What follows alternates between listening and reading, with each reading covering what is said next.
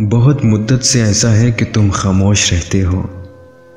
कोई गहरा गम है शायद जिसे चुपचाप सहते हो। यूं ही चलते हुए तन्हा कोई गमगीन सा नगमा तुम अक्सर गुनगुनाते हो। दुराने गुफ्तगू यूं ही मिले नजरों से, जब नजरें तो बातें भूल जाते हो।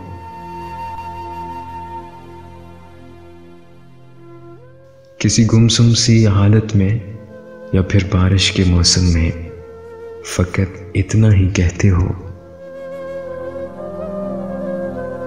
उदासी बेवजह सी है, बहुत बोझल तबीयत है।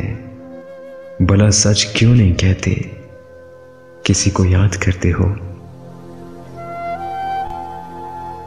यूं ही चलते हुए तन्हा कोई गमगीन सा नगमा तुम अक्सर गुनगुनाते हो। बहुत मुद्दत से ऐसा है, बहुत मुद्दत से ऐसा है।